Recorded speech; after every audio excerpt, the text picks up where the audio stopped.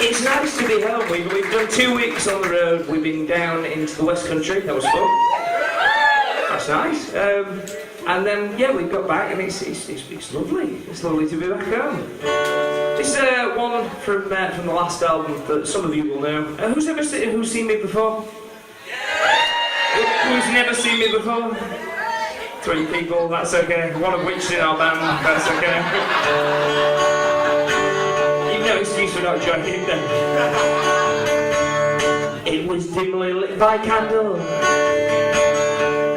when I took you out for a romantic night of bliss. The waiter poured the vino blanco. He should have poured it down the sink, 'cause it tasted just like this. It just tasted just too tough. And I looked down at the menu, and when I saw there struck terror in my heart. Could have been in Esperanto, but all the sense it made, it was all Greek to me. And no good lobster mangle, just where to shove your peri-peri recipe. I closed my eyes and hoped and prayed that what they brought was fish and chips with peas. And there was some on me plate last night. The food was shite and Nando's. I don't know what it was they brought to me, but it smelled like feet and Nando's. And though it seemed that there was tons of choice, well, I had regrets. Well, if I had to do the same today, I'd say no way to Nando's.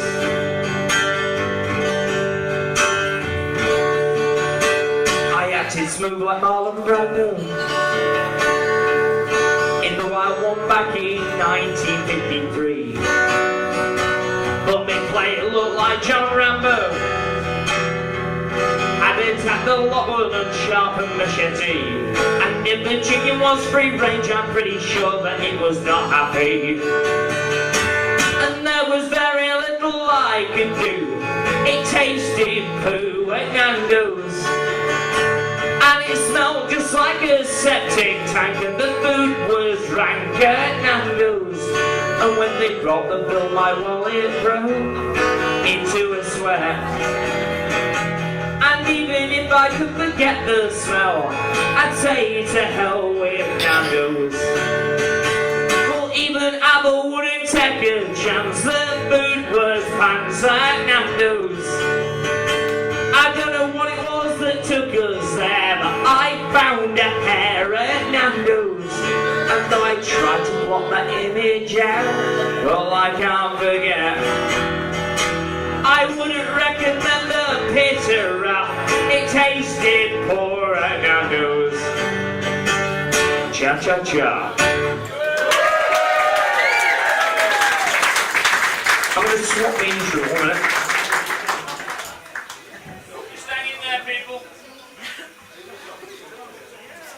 Now, most of you will know that I'm not an accordion player. Don't shout, Alan. He's not here, and we know he's better.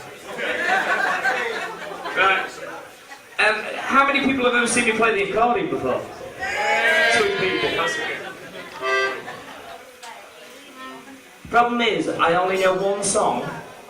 And it's in the key of C, which is the easier key on the accordion. The only downside with this is, if anybody's never played the accordion, there's like a little button right in the middle. That's middle C. It's got like a little nipply bit on the middle of it. I lose that all the time.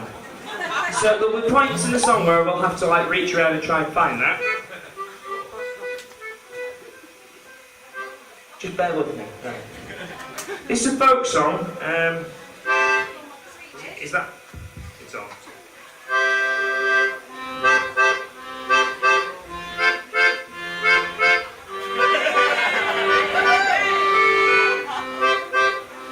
I learnt this while I was down south. Barely. I met a young lady in Bournemouth last year. Her hobby was swimming beneath the long pier. Each morning she'd be there, this trim little lass, and give you the pleasure of seeing her. Play in the water, the surf and the sand. The cutest of ladies, the best in the land. Her bikini was lovely, the finest of knits, and showed to advantage her wonderful trim little figure, which threw me in heat. This luscious young lady, so lush and petite, she liked to swim sideways and then on her back, and everyone stared at her beautiful face in the water. She'd frolic and play. This fun-loving creature was out on display. She dived like a frog and she swam like a duck, and showed by her motion she'd sure like to frolic in water clear up to her chin, without getting drowned as so many have been. She'd glide like a swan, and the shell she would hunt, and go through the motions of washing her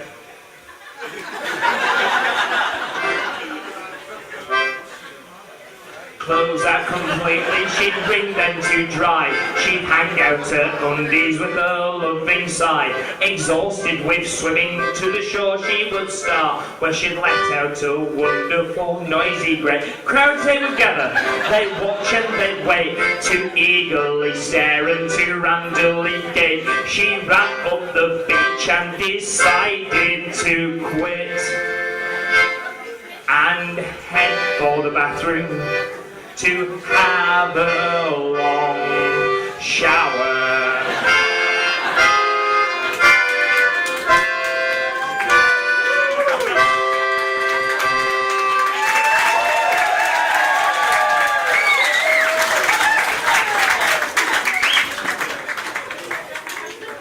Thank you very much. Yeah, you'll all be traumatised with that for the next few days.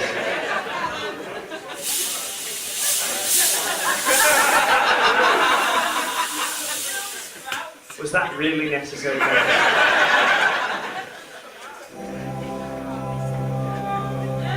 Let's all feel homely.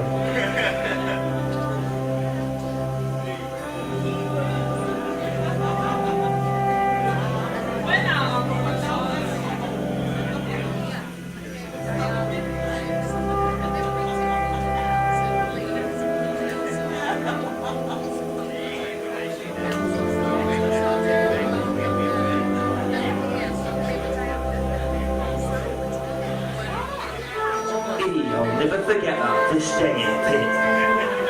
Me and my father worked a 72-hour shift and walked home 43 miles through snow in his bare feet, huddled inside his clothes made of old sacks. Eventually, we trudged our hill until we could see the street light twinkling in our village. My father looked down at me through icicles hanging off his nose. "Nearly home now, lad," he said. We stumbled into house and stood there, freezing cold and tired out, shivering and meagre in front of the meagre fire. And he wrote, my mum says, "Cheer up, lads, I've got you some nice brown bread and butter for your tea." My father went crackers. He reached out and gently pulled my mum towards him mid-throat. "You big fat eye ugly wat," he said. "You great useless spawny-eyed parrot-faced wazzock." He had a way with words, my father. He'd been to college, you know. "You've been out playing bingo all afternoon," he said, "against a proper snap ready for me and this lad," he explained to me poor little purple-faced man. And turning to me, he said, "Arthur," he could never remember me now, "here's a for crown. Nip down to Chipwell and get us a nice piece of haddock for his tea. Man cannot live by bread alone." He were a right turn to me father.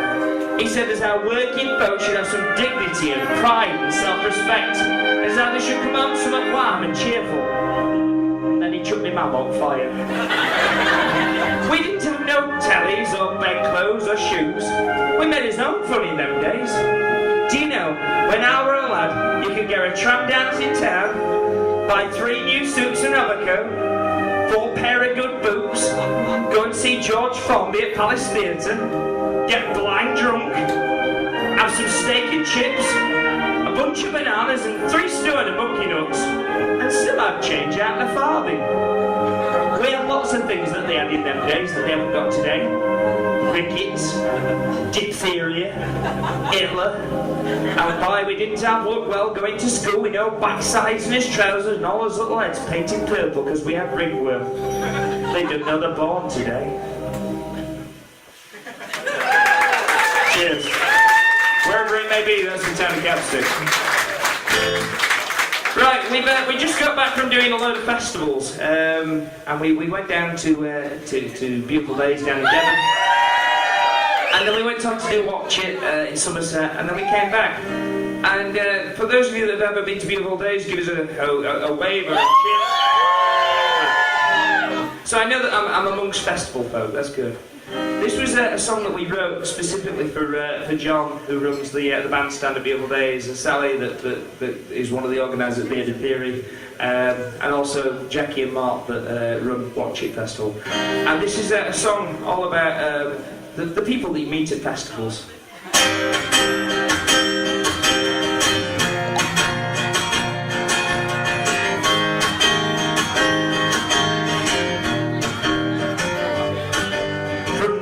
Until September, across our lovely land, there's loads of folk who hit the road with tents or camper vans.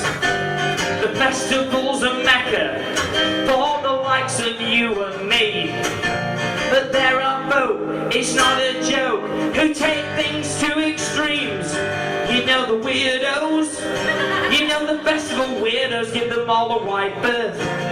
It doesn't take that to spot a real twat, starting with the lad dressed as a smurf. So many weirdos, like the hippies in caftans wanting to free Tibet, or the posh bird pub race who wants to embrace all the folk in the dance tent on Kent. The dance tent on Kent!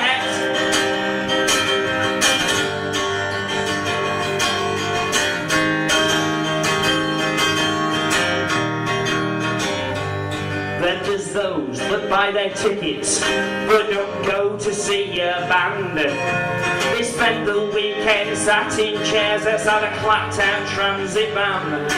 That 7th can of Stella isn't helping her to rest. They're the neighbours from hell, they share a brain cell, they're the short you won't forget. Cause these aren't weirdos, no, they're just festival bellends and their time is misspent. They use all of the night to talk absolute shite when they should be asleep in a tent. They're chuffing morons. They spend most of the evening talking bollocks, but then he goes to his car, gets an acoustic guitar and plays Wonderwall badly again and again and again.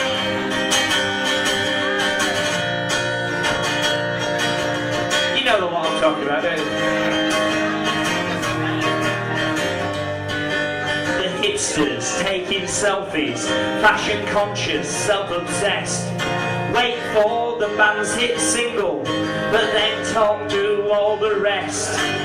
The pillocks in their camping chairs in the mosh pit, what a farce. And don't stand in front of me with your flag or that pole goes up your arse. Give me torpedoes, give me a sawed-off machine gun, I'll sort them, I know. And I'll start with the lad filming on his iPad. Is he so hard to just watch the show?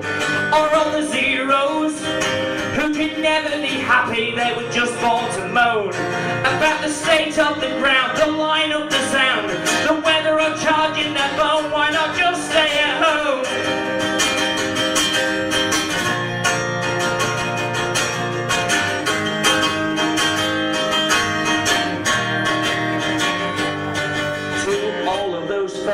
I sing this song as I count to 10 and breathe. You think you're so original, shouting Alan, Alan Steve. Don't. Just remember often, this thing's run by volunteers, and they all work bloody hard. So raise your glasses and say, cause they're the heroes. Yeah, the festival heroes, and you know that I'm right.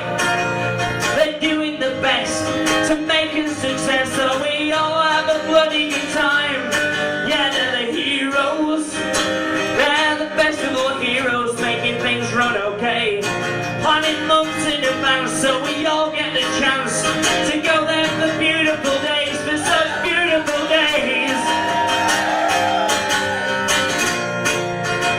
For such beautiful days.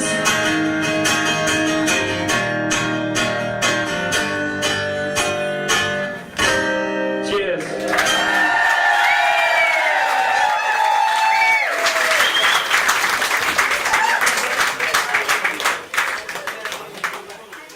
Time for a quick swap.